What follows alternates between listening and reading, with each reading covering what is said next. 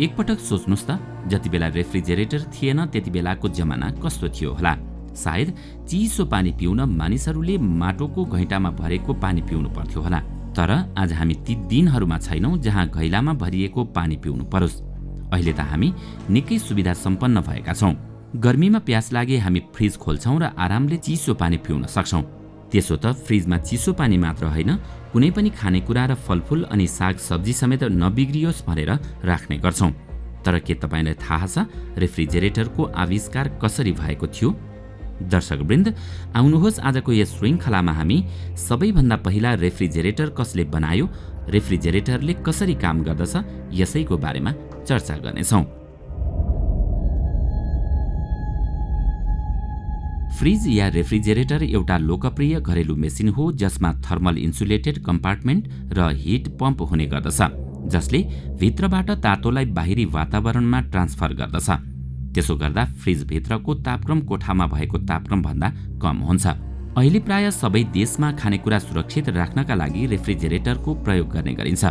रेफ्रिजरेटरले ब्याक्टेरियाको प्रजनन दर कम गरिदिन्छ।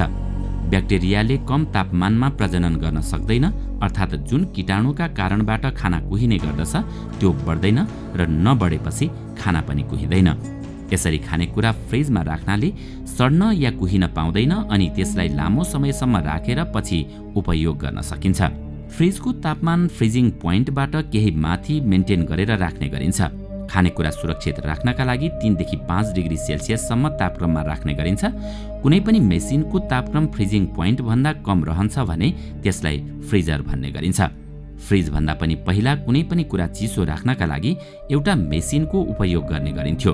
त्यसलाई आइसबक्स भन्ने गरिन्थ्यो, तर पछि रेफ्रिजरेटरले त्यसको स्थान लियो। त्यसो त रेफ्रिजरेटरको इतिहास पनि लामो छ। यो एकै पटक आविष्कार भएको साधन होइन। पहिलो प्रयास।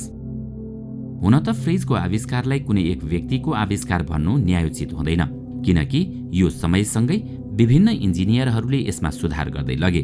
तर पनि आधिकारिक रूपमा आर्टिफिसियल रेफ्रिजरेसनको सुरुवात स्कटिस प्रोफेसर विलियम कुलेनले गरेका थिए। उनले सन् 1755मा रेफ्रिजरेटिङ मेसिन बनाएका थिए। उनले आफ्नो त्यो मेसिनमा डाई इथाइल इथर र फ्रिजको कन्टेनर पम्पको मद्दतले भ्याकुम क्रिएट गरी त्यसलाई उमालेर वरिपरिको हावाद्वारा तातोपना एब्जर्ब अर्थात् अवशोषित गरे। प्रोफेसर विलियमको त्यो प्रयोग केही हदसम्म सफल भयो। त्यसको मद्दतबाट उनी बरफ बनाउन सफल भए। तर त्यो समयमा त्यसको प्रयोगका बारेमा धेरैलाई थाहै भएन। त्यसैले उनको आविष्कारले खासै लोकप्रियता पाएन। दोस्रो प्रयास। विलियम कुलेनपछि सन् 1805मा एक अमेरिकी आविष्कारक एवं वैज्ञानिक ओलिभर इभान्सले नयाँ आविष्कार गरे जसमा क्लोज कन्टेनरमा राखिएका वस्तुहरू चिसो पारेर स्टोर गर्न सकिन्थ्यो। यी तीनै वैज्ञानिक हुन् जसले क्लोज्ड भ्यापर कम्प्रेसन रेफ्रिजरेसन साइकललाई विस्तारमा बुझाएका थिए। सन् 1820मा पुग्दा नपुग्दै अर्का ब्रिटिस वैज्ञानिक माइकल फाराडेले अमोनिया र अर्को एक ग्यासको सहायताले हाई प्रेसरलाई लो टेम्परेचरमा परिवर्तन गरी अर्कै किसिमको रेफ्रिजरेटर बनाए। उनको आविष्कारमा तरल अमोनियाको प्रयोग गर्ने गरिन्थ्यो। फेरि सन् 1834मा अर्का वैज्ञानिक ज्याकब पर्किन्सले पहिलो भ्यापर कम्प्रेसन रेफ्रिजरेसन सिस्टमबाट चल्ने फ्रिज बनाएका थिए। त्यसपछि सन् 1876मा कार्ल भोन लिन्डेले फ्रिज बनाउने तरिकामा धेरै सुधार गरे र फ्रिजको प्याटेन्ट पनि आफ्नो नाममा दर्ता गरे। सन् 1914मा इन्जिनियर नथानियल वी वेल्सले सबैभन्दा पहिला इलेक्ट्रिकल रेफ्रिजरेसनका बारेमा सोचे, जुन पछि गएर क्याल्भिनेटरका लागि प्रमुख आधार बन्यो।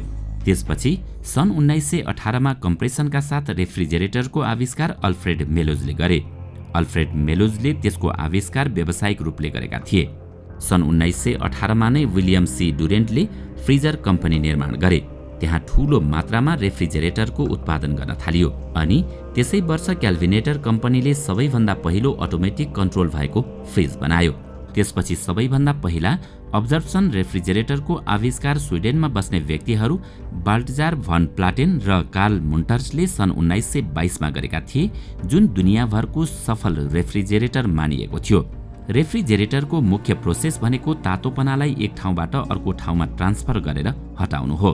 जब तपाईँ कम तापमान भएको लिक्विडलाई चिसो पारिराख्ने अब्जेक्ट नजिकै लैजानुहुन्छ तब त्यो अब्जेक्टको तातोपना तरल पदार्थमा ट्रान्सफर हुन पुग्दछ र त्यो अब्जेक्टले हिट कम गरिदिन्छ। फ्रिजमा कुलिङका लागि पहिला क्लोरोफ्लोरोकार्बनको प्रयोग गर्ने गरिन्थ्यो, तर सन् 1970 को दशकमा त्यो ग्यास वातावरणका लागि धेरै हानिकारक छ भन्ने पत्ता लाग्यो। त्यसले ओजोन तहलाई धेरै नै नोक्सान पुर्याउने गर्दथ्यो। त्यसैले युरोप र अमेरिकामा यसको विरोधमा धेरै प्रदर्शन पनि भयो। त्यसपछि त्यसको सट्टा टेट्राफ्लोरोइथेनको प्रयोग गर्न थालियो। रेफ्रिजरेटरको विकास जसरी भए पनि आजको समयमा यो हाम्रो दैनिक जीवनको महत्त्वपूर्ण उपकरण बनिसकेको छ।